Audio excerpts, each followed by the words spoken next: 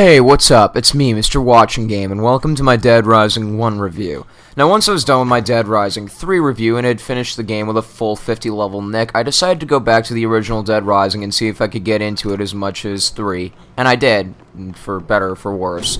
So, since I'm so hyped for Dead Rising 4 to the point where I did a cosplay of Frank West, just because I felt like it, you can go to my Twitter account to see it. In fact, I'll probably just put it up here. Let's hop into the boots of the great photojournalist and touch down in the Willamette Mall to see what this game is all about. This is my review of Dead Rising for the Xbox 360. Now, as I mentioned in my last review, the first Dead Rising game made by Capcom made a ton in sales, and from what I understand, a lot of people were hyped up for its release. Now, since I was 6 years old at the time of Dead Rising's release, I obviously wasn't one of those people. Again, as I said in my last review, I didn't even play the first Dead Rising until this year.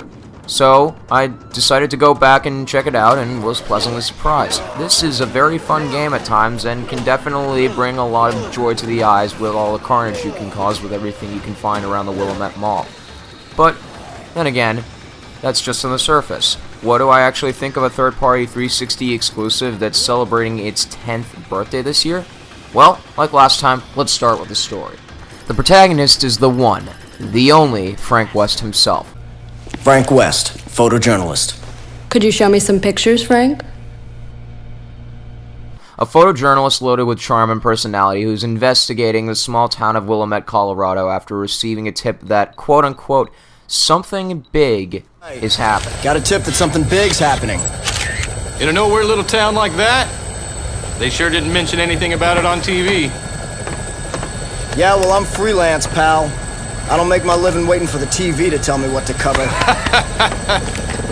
After making it to the town while noticing some very strange things along the way, Frank goes to the Willamette Parkview Mall and encounters a mysterious man on the roof. Frank makes his way to the entrance plaza, goes over to help a very annoying survivor at the entrance, who reveals that the reason everyone was acting like a zombie at the prologue was because they were zombies. Somehow, in a way I won't spoil, the whole town of Willamette has been infested with a zombie virus. However, this time, as opposed to Dead Rising 3 where you had the whole town of Los Perdidos to roam around in this game, you're only restricted to the Willamette Mall. As Frank goes to get something for the barricade, he's suddenly surprised to see the barricade being removed and the zombies swarming into the mall. In what can only be described as a moment of pure action and tension, Frank makes it upstairs in time to escape the zombies, meanwhile leaving around 7 or 8 people to die as he runs into the nearby security room.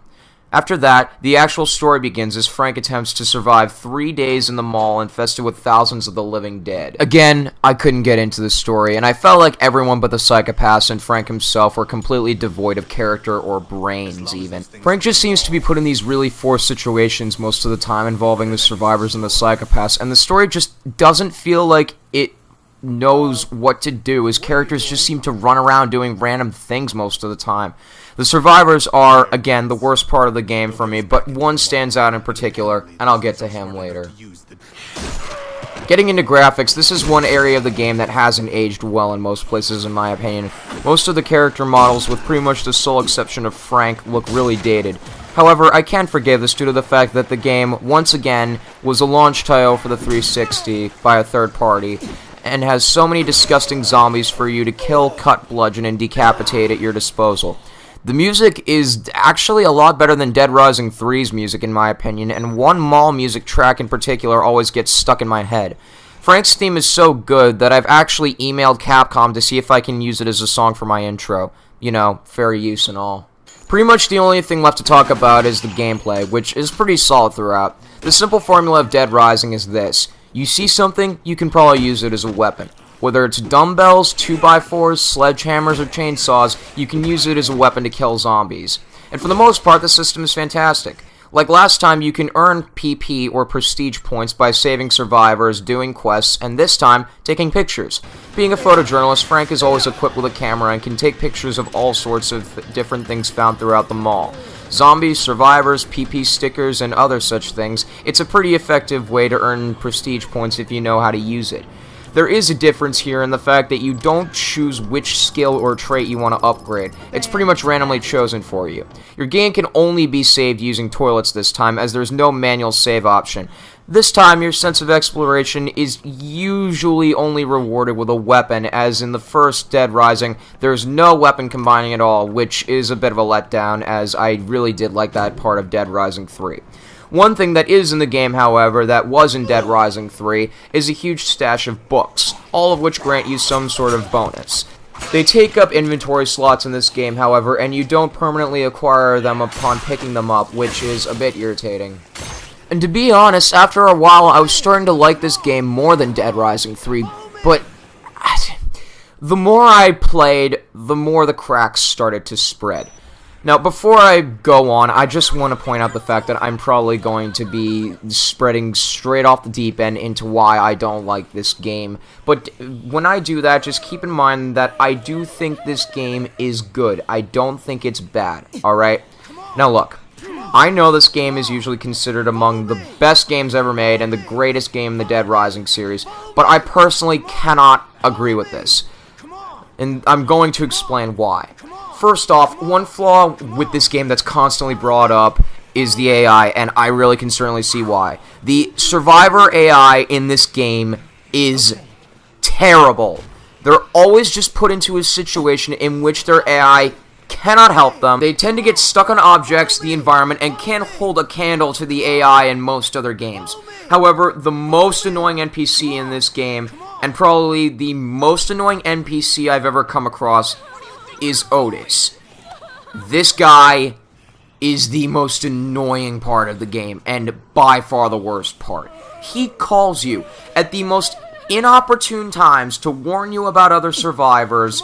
You can't answer him with a survivor in your hands, and he gets pissed off at you for dropping his calls when you're attacked by all of the zombies, enemies, or when you get hurt by any means necessary.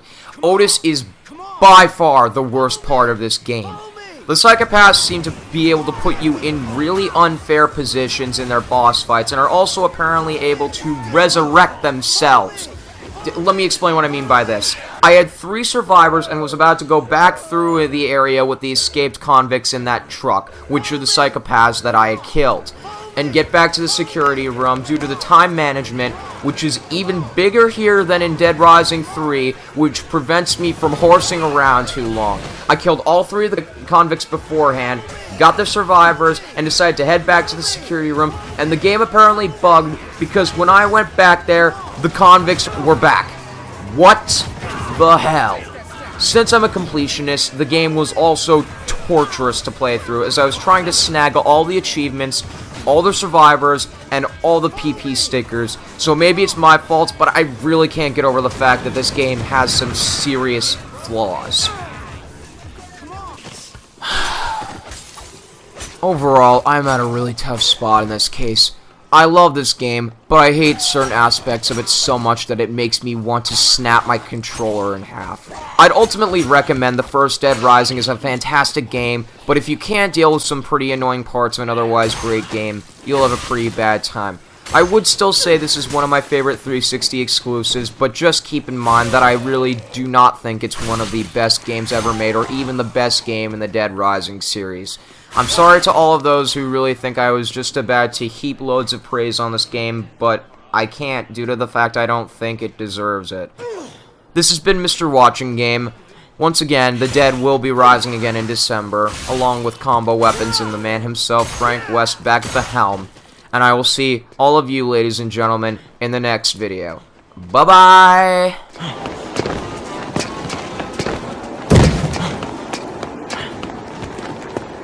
Hey.